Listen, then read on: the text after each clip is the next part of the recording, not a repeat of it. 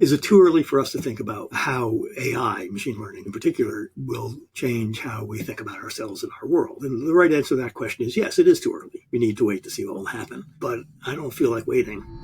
I'm Jane McConnell, and welcome to Imaginize World. Today, we need to focus on the future for new generations. What kind of world do we want them to live in, and how can we help them build it? Greetings. Today I'm with David Weinberger, a writer whose books and work about technology have influenced many. We talk about the evolution of the web, AI and machine learning, fairness, unanticipation, and other dimensions where technology and humans come together. Good morning, David. Hello, Jane. It's very nice to see you in person after having heard you talk online so much and having read a lot of your work. I'd be interested in your describing yourself briefly, because everywhere I look, David, they have a different word for describing you.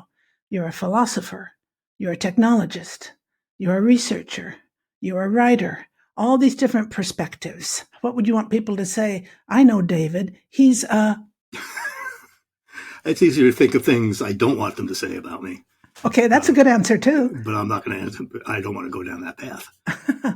Well, I will a little bit. So I have a PhD in philosophy from 1979, which is a long time ago. I taught for 5 years after that. And then in 1986, I went to work at a tech company. And I haven't done academic philosophy since. So, and I never called myself a philosopher, because to me, that's like a literature professor calling himself a poet, which they might be, but being a literature professor does not make you a poet, and teaching philosophy does not make you a philosopher.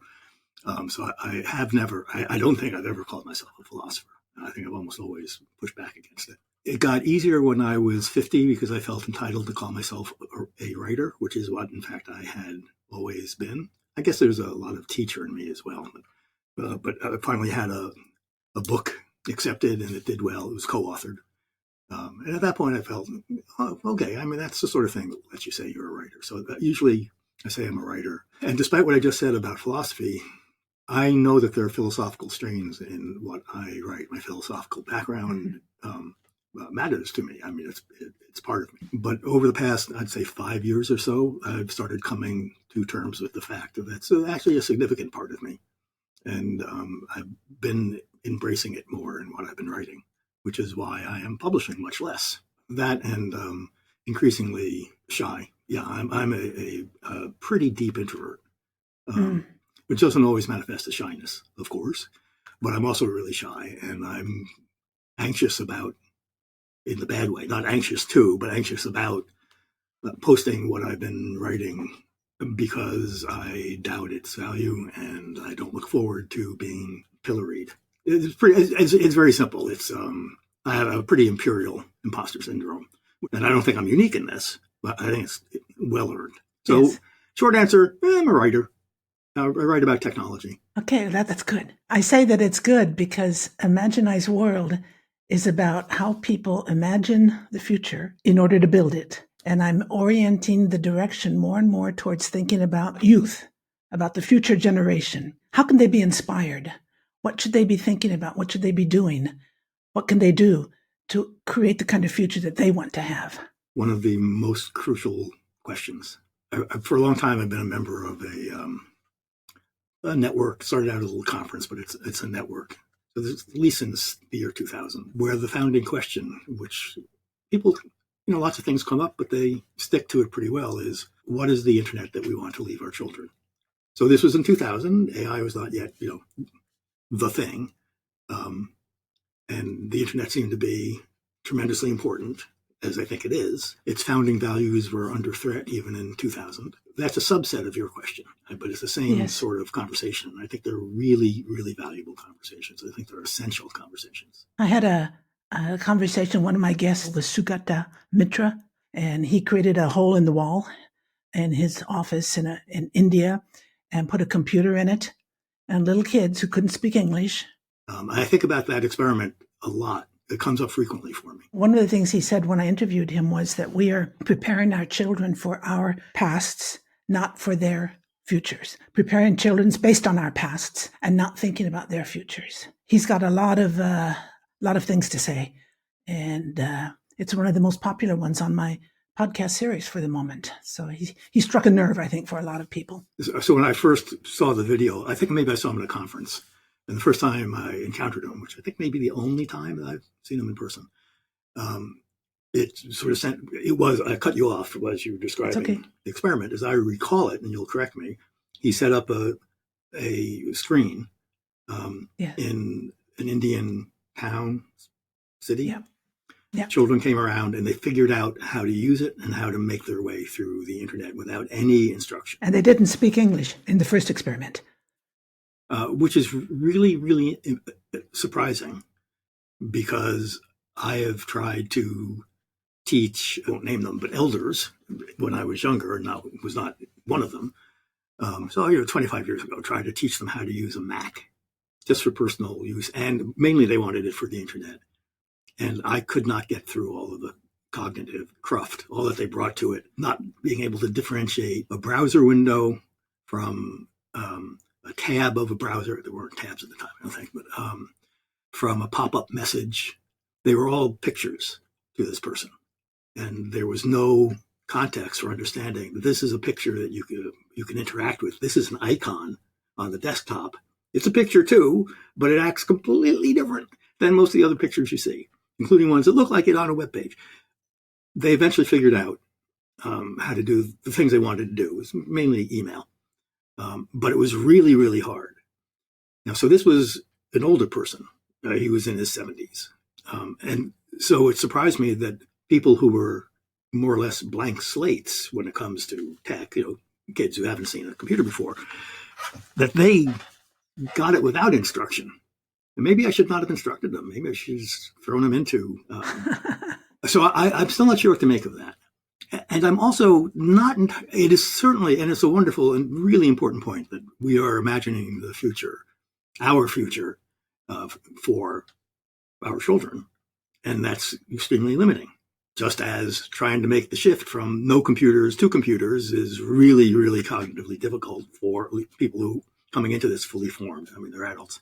In the same way, it's very limiting to imagine the future of the youth.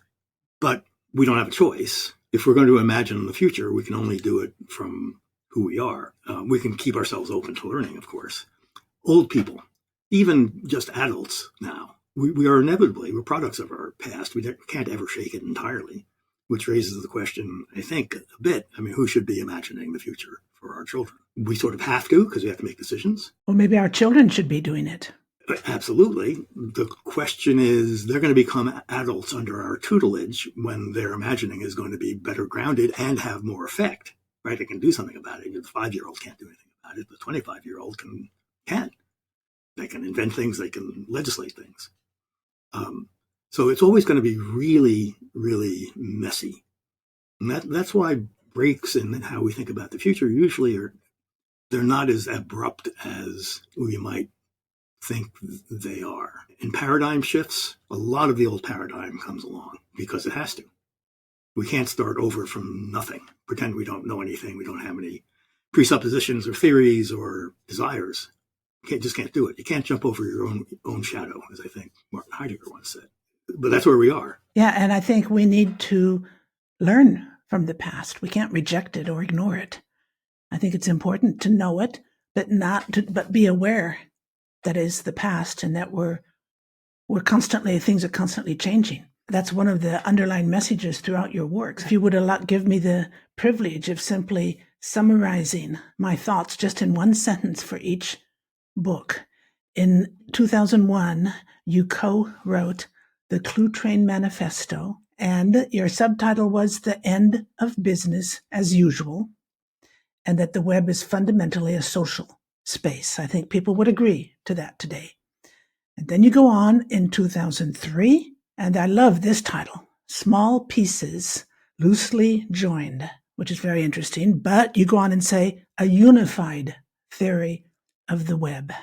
And you talk about how we have all these small pieces, human beings are connected, and the central point that used to link them all together has been removed now. And so now we're in a different kind of web. Then you go on to Everything is Miscellaneous, the Power of the New Digital Disorder. And that's a rather, how would I say, provocative title, in that you're saying there's a disorder, digitally speaking, and it's powerful. A thing you say in there is that deciding what we believe is up to us now, because there's no one way of organizing everything that's out there on the web. Then you move into Too Big to Know. That's in 2012. And this one is Rethinking Knowledge Now That the Facts Aren't the Facts. Experts are everywhere, and the smartest person in the room is the room. That's an extraordinary title. How did you come up with that, David? The titles are really hard for me because most of the process of writing the book is figuring out what it's about. So Everything is Miscellaneous.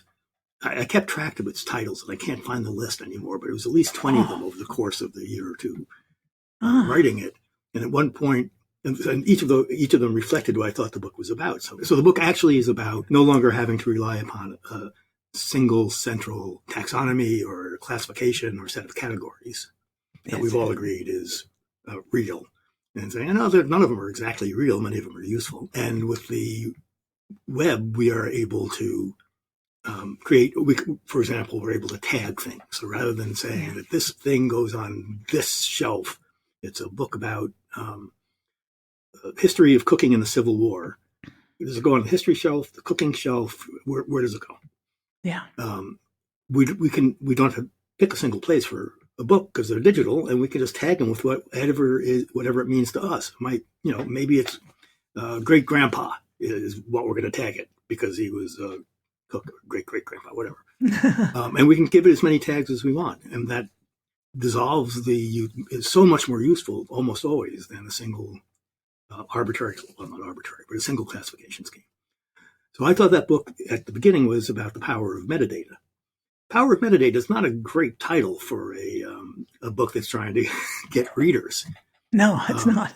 And so I went through 20 different iterations, not just of the title, but what it was. It was a defense of messiness for a pretty long time, which is much better than anything with the word metadata in it. So the Too Big to Know, that one I knew early on was about knowledge and the fact that knowledge, there's so much now that we know so much more. We know, and our systems of knowledge have been set up largely to reduce because there's only so much before the digital world and the internet that we could know, that we were able to keep track of. Yes. But now it's pretty much infinite, the amount of storage and accessibility. So I knew what it was about. I think the title was pretty early. The subtitles are intended to be provocative. They let the reader know a little bit more about what the book is about, but they also try to give the reader a sense of what reading the book will be like. Is this going to be a dry academic book about knowledge and authority? Well, in a sense it is, but it's not an academic book. So, and I do like the smartest person in the room is the room as a phrase. So I was happy to hit on that. It really makes me, and I'm sure a lot of people who come across that title or who read the book, think about the fact that it's no longer a question of individual expertise. It's a question of together with different people, experts or not experts, because you raise the question of what is an expert. That is something you raise regularly in your writing. And just a quote that you have from the book is, "Internet enables groups to develop ideas further than any individual could." That's a strong statement. You're suggesting that even some of the top thinkers or top scientists benefit from being part of a network, directly or indirectly, and that the knowledge benefits from that. Yes, and I think that's, I'm going to say always the case, but you or somebody is going to think of a case of a solitary genius who just came up with it all himself. And it's hard to deny that that happens, although there is also a historical background and context which enabled them to, these are the giants that the person stood upon. And it's so much more so the case now that anybody can participate. But lots of people who don't know much or don't know enough engage in conversations where you'd have to unpack a lot of what they say to help them to see why at least you think that they are factually wrong or whatever. So there is a lot, and I'll call that, if I call it noise, I don't mean it in a totally negative sense, because the person who's engaged in this has the opportunity perhaps to learn a great deal, and likewise for the person who knows more. It's primarily on the internet where we're seeing these ideas emerge and then get debated and refined and sometimes bashed wrongly or upheld wrongly. But we all know this, right? And it's gotten, in a sense, less efficient. And I'm not sure why.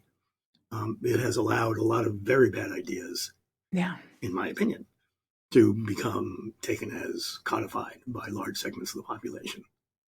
This is just maybe the most obvious and talked about problem with the internet. So let's move to 2019 and Everyday Chaos. This is a book, I think, that could have frightened a number of people. Your subtitle is Technology, Complexity, and How We're Thriving in a New World of Possibility. It's a very, very upbeat title. And you move into chaos and you talk a lot about machine learning, deep learning. And I think that's what maybe puts people off, sort of related to AI. People chat GPT and all that sort of people are taken for granted now. But I don't think most people really stop and think about machine learning and what it means. And you talk about that quite a lot. Yeah, that's what I've been writing about for 7 or 8 years. Yeah.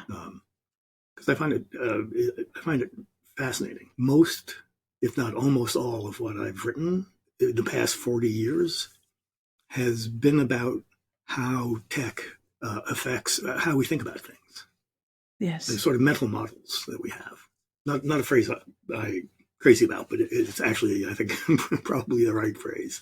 The subtitle, I'm sorry, I'm going to go back to subtitles. The subtitle of Cluetrain was The End of Business as Usual. And in lots of really important ways, business as usual did not end. In lots of important ways, it did.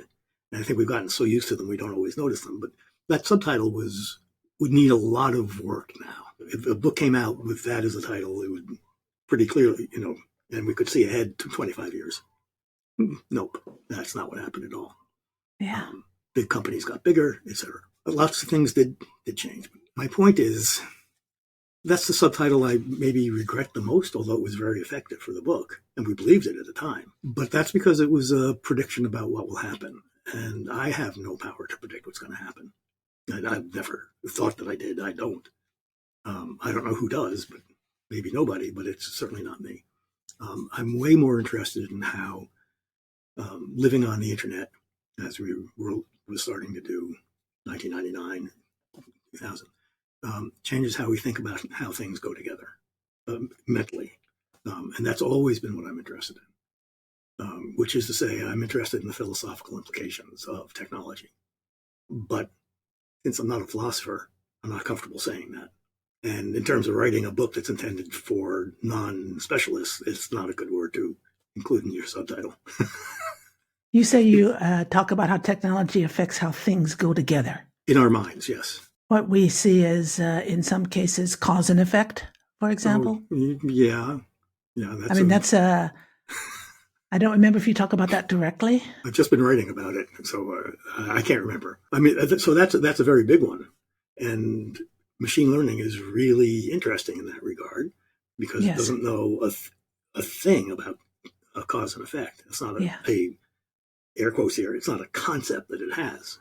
If it had concepts, that wouldn't be one of them. It's not part of the model that machine learning builds. Either the large language models that are behind the chat AI stuff that has suddenly just exploded the world, or if I say more traditional, I mean like 2010 machine learning, where identifying objects and images was sort of the classical case of what machine learning could do. It doesn't have concepts, to begin with. But when you get to things that are predicting what we would see as the effects of causes, which is often what we use it for, the machine learning for, it doesn't know. It knows about correlations. It doesn't know about causality. It can observe that smoking and lung cancer, there's a correlation there, statistical correlation. But it doesn't know which came first. It doesn't know if the cancer causes smoking or smoking causes cancer. It's just not part of it. And there are people who are very concerned about this and have proposals for how to integrate a causal model into machine learning models. Apparently really, really, really hard to do. Mm-hmm. And that's the source of some errors, but it also means it just doesn't think like us. It doesn't think at all. I'm going to stop backing off of using human cognitive terms to talk about AI because it's not cognitive, but there's like no other way to talk about it. We don't have a vocabulary. You say that the universe, we have long believed that the universe is knowable. And that because we think it's knowable, we used to think, or many people still think it's knowable, therefore it's pliable to our will, you said. And I love this quote where you say, evolution has given us minds tuned for survival and only incidentally for truth.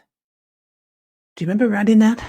No, of course not. I do remember believing it. I mean, this is a very serious conversation right now, in fact, in the form of the universe is tuned for life, is the claim that's being made by scientists, which is a really big claim. And this is part of the argument in favor of believing that, or can be used to support the argument that we are all living in a simulation. Because a simulation, absolutely, if we are, is tuned for life. But the idea that the entire universe, on purpose, and usually the people who are saying this, I think, are saying not on purpose, happens to be the one in a gazillion universes in which life would emerge, and conscious life is just so wildly improbable. And so right now, this is one of the controversial notions that is floating around.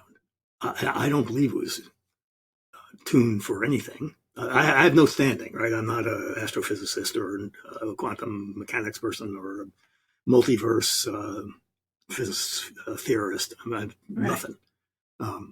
But I see no reason to believe or how it helps us to say that the universe is tuned for life or for intelligence. And, there's long been a Darwinian view that, long meaning a few decades, that you can explain everything we need to explain about the evolution of everything, including us.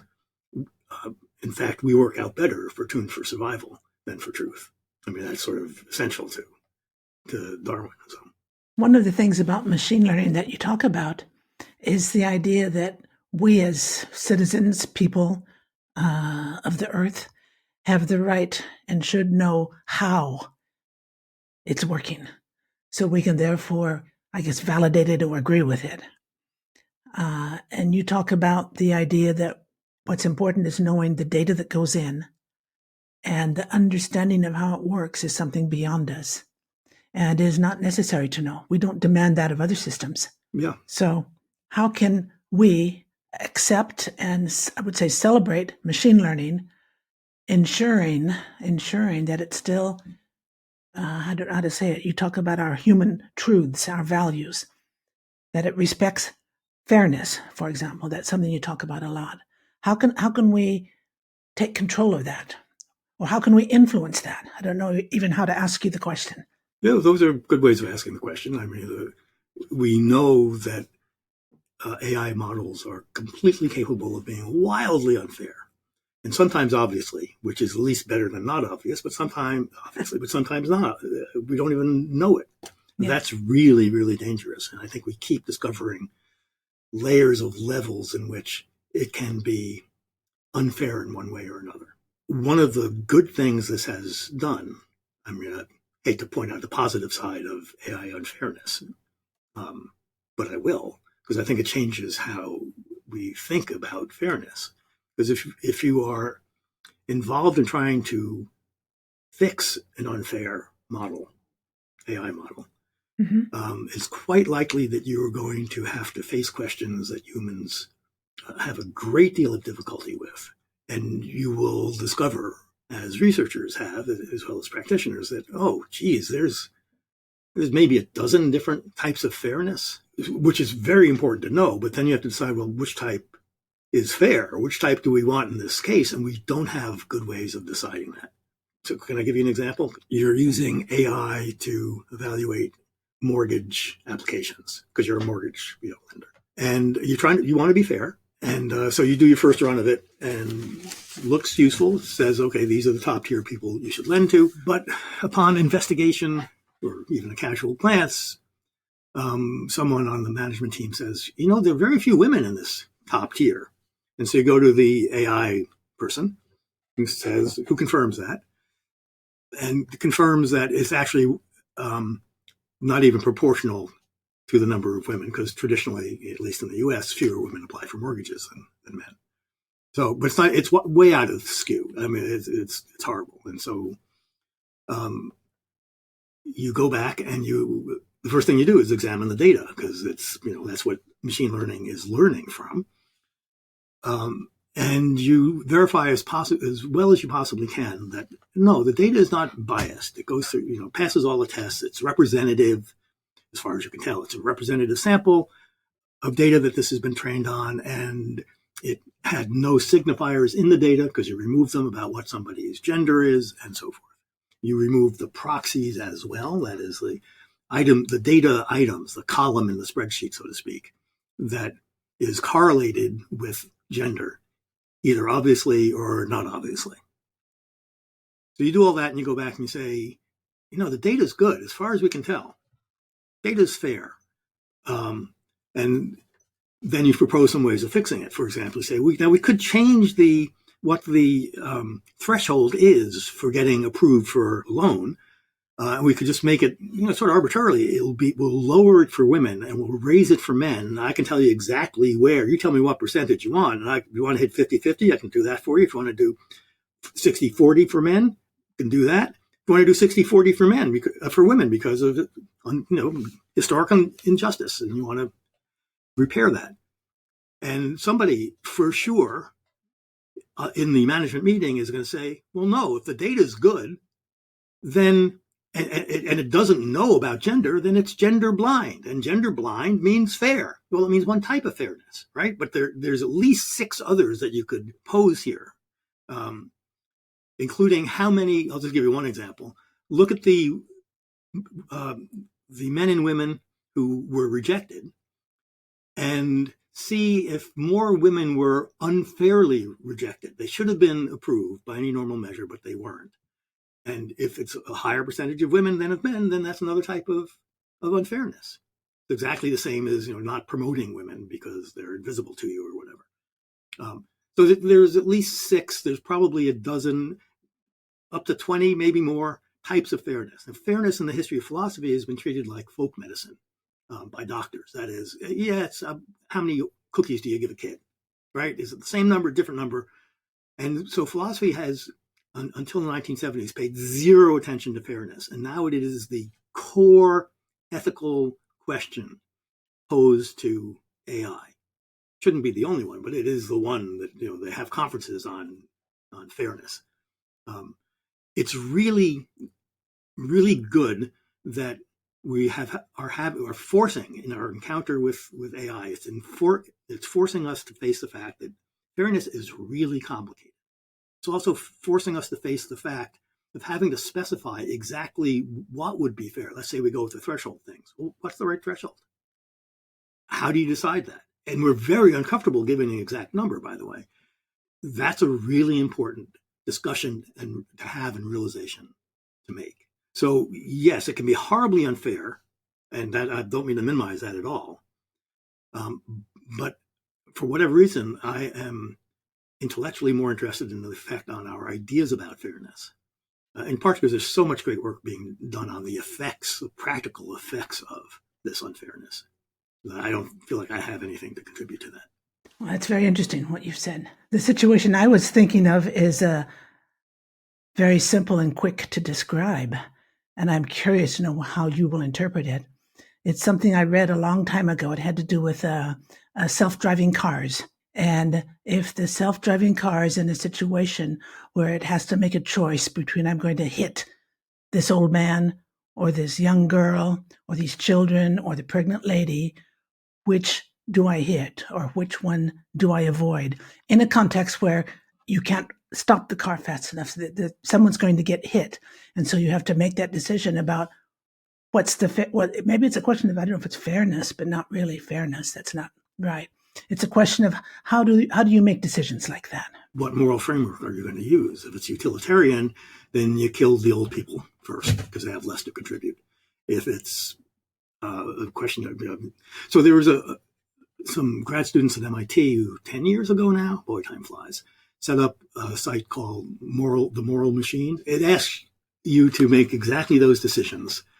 10 instances, different sets of people randomly, described as a healthy jogger or cancer, somebody with cancer, or an old person, a young person, or a nun, or et cetera, et cetera. And it is valueless from my point of view, and I think they agree, as settling any moral arguments, but it does have value, and they broke it down by culture. And they notice things like, statistically in China, they value the elderly more than typically in the West, and so you generally would steer away from. I'm sorry, it's reinforcing a stereotype, but it seems from that data to be genuine. I'm just reporting on the data. But there's no moral implications to that because we don't know which culture gets it right, and that may not even be a sensible question. The good news about cars is I don't think we will, at least in the West, we're never going to feel entitled to make that decision, if only for political reasons. You can just imagine the uproar if the federal government says, and they're going to knock off the old people first, or it's going to spare nuns and rabbis if we can identify them. It's just politically impossible. But there was a real case of this 7 years ago. My time scale is way off. I'm 73, nothing, it's all one moment for me at this point, but in which one of the major, I think, German car manufacturers, European anyway, one of the project managers at a conference let slip that their cars would always protect the driver, the passengers first. They will always, and that got repudiated by more senior bosses because it sounds terrible, but nobody's going to buy a car. Most people are going to buy a car that says that's what they're going to do. You're not going to die to save a nun or whoever, just make up your example. It will always make you person number one. It's hard to get around marketing that way, I'm afraid, at least in the U.S. Nobody wants to address the question because it's not a possible one. I don't think we're going to ever be able to face that question. But be interesting to ask a bunch of children what they think. Now, you said you had a third one, David. Yes. I just came across this. It was a year ago. Somebody on Reddit asked Midjourney, which is one of the image generators. The prompt came down to this: compose a selfie of Spanish conquistadors in the 17th century. You don't see the camera, and it should be lit like an iPhone, et cetera, et cetera.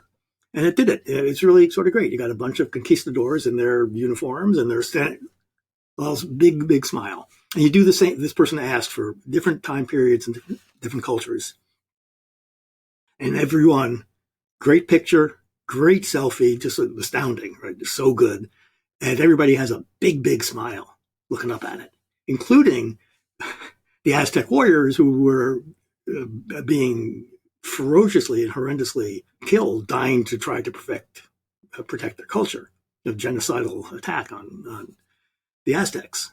But they got a big old, as an article about it said, a big old American smile. Actually, somebody on the Reddit thread said, because the Redditors were, oh, this is so wonderful, it shows that we're all the same, and about 25 comments in, somebody says, no, it shows that AI thinks that we're all Americans. Because it is a big American smile. So there's some really good writing about this. This is a very subtle form of bias. One of them is of Native American chiefs or leaders. And they also have the big smile. But I'm trying to remember the name of Janka, Janka. They go by their first name. Wrote a really great article about this, from which I am now drawing. The smiles are very culturally and historically different and determined. Even today, even right now in Russia, if you catch the eye of a stranger in America, we tend to smile. Maybe not on a New York City subway, but in general, we'll smile. And in Russia, that would be weird. It would be totally sus to do that. It's just not the right way to greet somebody for whatever reason. So this is so full of American stereotypes, which is almost inevitable given what it's been trained on. So I went to ChatGPT, asked it to do the same thing. But I also asked it, can you tell me about the history, the differences in the meaning of smiles across histories and cultures? And it gave me a great little, mini sort of Wikipedia style article the way that it does. It had 6 examples, one of which was, in fact, the Aztecs. And it sounded right to me. Maybe it's hallucinating wildly, but nevertheless, it did point out ways in which smiles mean different things. So it does know that smiles are historically, culturally determined. Mm-hmm. But when you ask it for a selfie, it doesn't have a body of knowledge. It's not like it doesn't know that. Nowhere in it is that piece of knowledge codified and connected with other things. This is a language model. It just knows how we've used words, the likelihood of one word following another based upon the gazillions of pages it's analyzed. So it's utterly, utterly foreign. It acts like it has knowledge, but it doesn't have any knowledge, none at all. And this does raise ethical questions. So what would you like it to? So you're in charge of, let's say, of ChatGPT, and somebody points this embarrassing thing out to you. When somebody asks for a selfie, that's what they say. I want a selfie of, do you apply your cultural knowledge and disappoint them because not everybody's smiling? Do you make it accurate when people probably, if you just ask for a selfie, it's going to look at it, what it knows about selfies, which is big smile, pixels that make big smiles. Or do you want it to give the person what they probably want, which is everybody happy smiling, a selfie? You don't frown in it. It's not a selfie if you're not smiling. I don't know what the answer to that question is. I don't know that it may be an unanswerable question, but it has ethical implications because you end up with 1860s Native American Indian chiefs gathering and smiling insanely wide smiles. And we have historical evidence, as Jenka points out, that they didn't smile for photos. So I'll tell you really quickly why I like this example. I sort of know how to deal, kind of, with the others. I sort of know what the parameters are, and you have to make a decision about it, and you can make a decision about the mortgage loan, et cetera. I don't know what the answer to this is. I'm also interested in the fact that it's, I think, a pretty clear example that these things do not know anything. It is not knowledge in any way that we think of it. Right. Speaking of knowledge, David, brings me to a topic I want to get into with you, and that is education. And I've done a lot of research, and I've done some writing that I haven't published yet on the fact that I think the whole education system is over its head right now. It's actually doing more harm than good. And it's not just in America. I did a survey I called The Future 2043, where I had 15 questions with one blank response for each question. You rate something on a scale, and then you put in a comment if you want to. And I got 200 people around the world in maybe 20 different countries.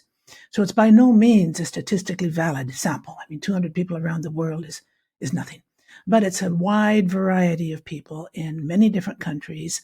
And there were clearly over 1,000, maybe 1,005 people who put in comments to my questions. And I published a whole report online about the results of it. And one thing that they were really clear about was my question about education in general. Are we going to, in the next 20 years, are we going to have the same models of education that we have today? Or will they be radically different? And the comments I got from many different countries was education has to change. The models we have today are not working. If it doesn't change, it's going to be, someone talked about it being like a dinosaur. And I had people from India, from Indonesia, from so many countries who agreed that education is not happening the way it should today. What's your view on that? It's going to take a generation to figure out what to do. I think you very likely agree. This is not a question where there's an answer and we can start implementing it and getting it right. We are, I think, at sea at the moment, lost in trying to figure out what what to do about AI, particularly chat AI, because it's so accessible. It's designed to be accessible. It's designed to make us think it's a human. A lot of money was spent as a design goal. We don't know. It's challenging everything. So I don't know what to do. It's challenging the value of writing reports as a metric, or even something you should know how to do. I personally think that very few people in the course of their life write reports after they leave school. In one way, it's a weird thing to spend so much time training people on, but it's also a way of training them how to read reports, how to read and evaluate and think about and extend, how to extend their own thinking, all of which are really valuable. I'm not sure that reports, that writing in that form is the right way of doing it, is the best way of doing it. Knowledge has become much more conversational, which has great drawbacks because we lose some of the certainty that having a validated, agreed upon body of knowledge gives us. We know what to refer to, and we know we're safe if we take this, even if it turns out to be wrong. Well, it wasn't me who made the mistake. It was part of the culture or the person who wrote it, which is why references are so important and so badly missed from the chat AI stuff. Dana Boyd is a really important and wonderful person, but she's a very important person in organizing social research. And I'm a big admirer of her. So maybe 5 years ago, something like that, she wrote an article which I take as it's not enough to teach students critical thinking skills, or in philosophy, we would call it informal logic, where you find the flaws of what somebody's saying, the logical flaws one way or another. In fact, there's a danger to doing that because you're teaching students how not to believe things, which is good. But it's actually more important at this point to teach them how to believe things, how to come to belief. That's so I'm not going to say she's saying that's more important. I'm saying that's more important. She may agree or not. Especially since, from my point of view, being old, I grew up when there were 3 networks on TV, and they each had 6 o'clock news reports, half an hour, 22 minutes total, with 3 white guys. And if you watch that, you had done your civic duty, and it was reliable in some sense. It was taken as being a reliable stream of news. It was highly filtered by the privilege of the people who were putting it together. But it was generally not wildly wrong. And so I was teaching informal logic at that point, early 1980s, where, so here we have this stream of information, and it sometimes goes wrong. And if you can spot the times when it's going wrong by fallacious thinking and the like, then you've cleaned it up, you've taken the pollutants out, and you can drink from the stream because it's reliable. It's fundamentally reliable. And we don't have that fundamentally reliable. We all agree that this is the news. Never actually did, but we had at least that belief. Now we don't have that. What we have is we have so many sources of news and lies, of course, that just spotting the errors isn't enough. It doesn't leave you with beliefs. You take out the 35,000 lies that Trump told when he was president, whatever, some number like that. It doesn't mean that you're now left with a credible source. You now know what to believe. You're just thrown out into the world where there's so many competing voices. And so it's more important than ever, from my point of view, that we learn how to come to belief. And it also seems, again, to me, and I think obviously, but maybe obviously wrong, I don't know, that we're going to be doing this collaboratively. That's what we're doing now. And we have different opinions about what a good collaborative source is. Is it Facebook? Is it Twitter/X? Please say no. But maybe it's that. Maybe it's Reddit. Maybe it was how Reddit was 5 years ago, which is actually my point of view, and so forth. Is it having a network and a mailing list, or a group chat, or is it, all these different ways of collaborating, trying out ideas, collaborating, and learning. Some better than others, but we're not. I don't think at this point we're instructing children how they are going to be coming to belief once they leave school. They're probably not going to read books. They're almost certainly not going to be reading a newspaper. I don't think we're preparing them for the sort of the new opportunity, which is conversational. Very dangerous medium, because lots of conversations are very bad.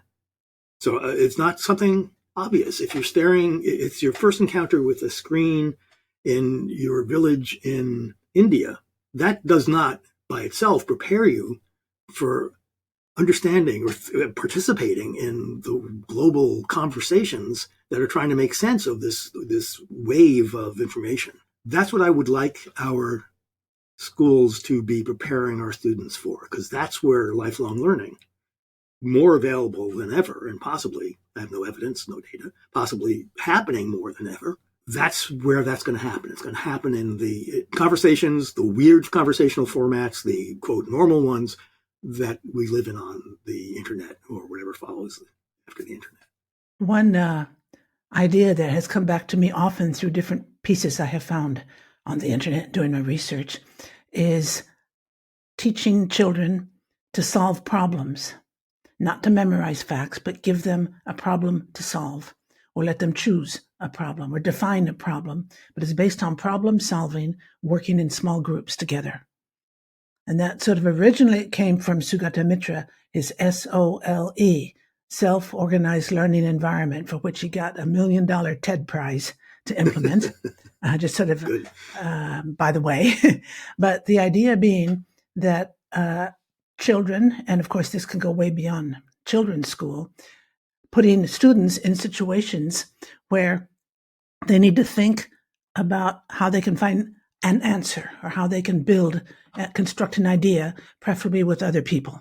I think that can be, there's some models of schools for children that I've actually located and have included in my article where that's actually the way they do it. Of course, now this is a tiny, tiny, tiny minority. That seems amazing. And one of them publishes a bunch of ideas on the internet about exercises that they don't call them teachers. I think they call them leaders or facilitators or a word. They're trying to get away from the traditional idea of a teacher telling you what you need to know, but people helping you move towards discovering what you want to discover. And I find that really interesting. My school was not like that at all. Yeah, I was writing reports. Yeah, exactly. Some of which I still remember. Yeah. Report on Egypt in the 6th grade or something. I covered the entire nation in 3 double-spaced handwritten. Well, that sounds better than my school, David. My school was where I lived. I went to a country school that had 3 rooms, and each room had 3 grades. And you moved from one side to the middle to the other side as you went through the 3 grades. And you had the same teacher for all subjects, therefore for 3 years of your school life. When I graduated from that was from 8th grade. I graduated and I went to a local high school. This was in Council Bluffs, Iowa. So it's a sort of a rural part of the world, especially at that time. I couldn't believe how open and free this school was because of the way we had just been put into rows and taught what we had to learn. And I must say, I can't criticize the teachers. Can you imagine having the same teacher teaching every subject at 3 different grade levels? I mean, what can the teacher do, you know? Yeah, I would. Yeah, absolutely. Were there any advantages to that form of learning? The form that I had, you mean? Yeah, 3 classes. Oh, I don't know. There was probably a negative impact in that there was a lot of competition because not only were there 3 rows, your position in the row depended on your test results. And I was always trying to get to the front of the row. I mean, isn't that crazy? So the only advantage I can see is that we as students had to do a lot of things that today they would never in a million years let students do. There was no internal plumbing. There was an outhouse for the boys and an outhouse for the girls. And so the big girls had to take the little girls and the big boys took the little, so that we had a sense of taking care of each other. And that was very interesting, taking care of each other. Another thing we did is if we were selected, and I was one of the ones selected, but a lot were, we then directed traffic on the road that passed just by the school. We had a white belt and we would stand and there were signs warning cars that there's a school crossing and all that. But we were there with our identifiers and we had to stop traffic and walk the school children across. And not today, they'd never give that responsibility to a child. And so from that viewpoint, there was a sense of taking responsibility that I don't think school kids have today. Can I say something positive about the internet and teaching? Yes. To some extent, I think it has become fairly common for people on the internet, including kids, to want to share what they've learned and to teach others. And there's lots of motives for this. I mean, it's internet fame and all that sort of, counting your numbers. The whole influencer thing? Yeah, and not just influencers, right? Almost anything. So if you play video games and you can't figure out how to get out of a spot, Google it, and there's somebody who's put up a video of how to get out of that spot. Huh. If you are, and more seriously, if you're trying to learn how to make a birch bark canoe, I haven't tried this, but I'm confident there are bunches of people who, because they know how to do something for one reason or another, maybe it's just for likes, maybe it's because of a different idea about sharing knowledge, they will go to the trouble of posting a video about it. I mean, we know that there's every topic just about has something about it on the internet. And those things got there, I think, by a sense of knowing things and not teaching is selfish. I think you're right, David. I hadn't thought about it that way. That. Yeah. And I've sensed it. I've watched a bunch of gardening videos. My husband's watched a bunch of things about tasks around the house that he needs to correct and so on. And often the person there is excited to be sharing. They are really, it's what you're saying. It's the fact that they've learned something and they want other people to avoid the mistakes they made at the beginning. That's really strong in gardening and growing things. It's strong, it's strong in a lot of areas, from not tying to cooking. Yeah. David, where are you going now? What journey are you on after everything you've done over the last, 40 years? So I've been aware of you only since 2001. I'm curious to know how you see your movement, I would say, towards the future. I've been working for a few years on a proposal for a book, which seems like a very long time to me, because I'm a little obsessive about it, and I'm not sure why. And the book keeps changing shape the way that as we talked about, my titles change because what the book is about changes, even though it's really sort of the same book. But I think I'm getting closer, and the reason why the proposal takes so long to write is that I pretty much have to map out in some detail the chapters. And for me, not just what they are about, but the sort of argument or how I'm going to talk about it. And I think I'm pretty close. I hope I'm very close to having a proposal I can try to shop around. The premise of it is, I fully believe the premise. The premise is that we've tended, for whatever reason, to understand ourselves and our world in terms of the dominant technology of the time. You can take this back at least to the 1600s, when watches were the incredible, mind-blowing technology of the time, and they actually still are, the handmade timepieces. And we started thinking about the world as the universe as a clockwork. We even called it that, where it had the mechanical characteristics of a clock. And then you can look at various ages. Steam engines had a huge impact on how we think about our psychology, among other things. Computers certainly, where everything became information and processing through set and logical procedures. Internet, everything began to look like a crazy, wild web or network, but now we're in the age of AI. So I take that's a solid premise, and if somebody wants to argue, that's fine. I think it's true enough. So the more or less outlandish question that the book asks, and I recognize that it is it too early for us to think about how AI, machine learning in particular, will change how we think about ourselves and our world? And the right answer to that question is yes, it is too early. We need to wait to see what will happen. But I don't feel like waiting. And I'm willing to be, it's a speculative book, and it's positioned as speculative.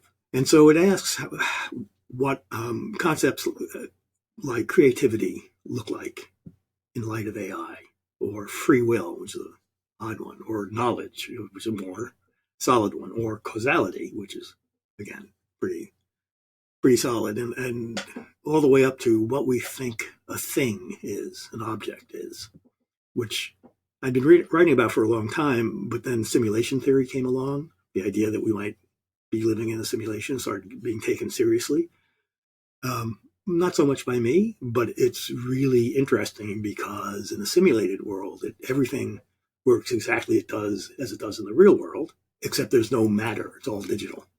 So we think things have substance and matter, but in the digital simulation, no, it's just it's just bits, which has a very direct effect on how we think about things. If we were to start believing that we live in a simulation, either it's not going to make any difference to us because in the simulation it's exactly the same as where we currently are, or we may start to think that underneath the appearance of matter, of the solidity of this cup, nah, it's just programming. It's just bits. So it goes all the way. The book goes all the way through what we think things are, which actually takes me back to my doctoral dissertation. I realized about 2 years into this that, that's what my doctoral dissertation was on. I'm still thinking about that, apparently. It was about the nature of things. Yeah. When you're speaking, it makes me think a little bit about the word unanticipation that you talk about a lot. Anticipation is so limiting, and it's thanks to unanticipation that we have opening all these possibilities that are in front of us. Can I say a word about that? Yeah, please do. I talk about that in the last book I wrote, Everyday Chaos. Yes. About half of which is about the internet, how the internet is changing how we think about some of these things. And the idea is that since Paleolithic times, we have our strategy, basically our strategy of strategies has been to anticipate the future and to prepare for it. So if the weather is warming up and you're a cave person, you're going to start maybe anticipating the birds returning or whatever and start making arrows.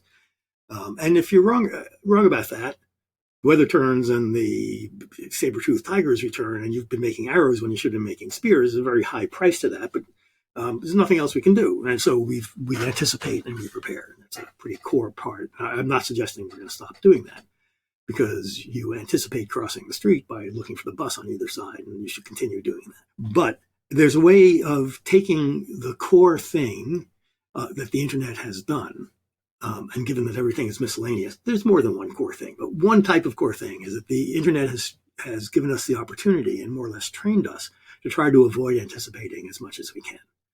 So on the one hand, this is things like minimum viable products, which are launching a digital product with as few features as possible so that you don't have to decide what they want, what users want.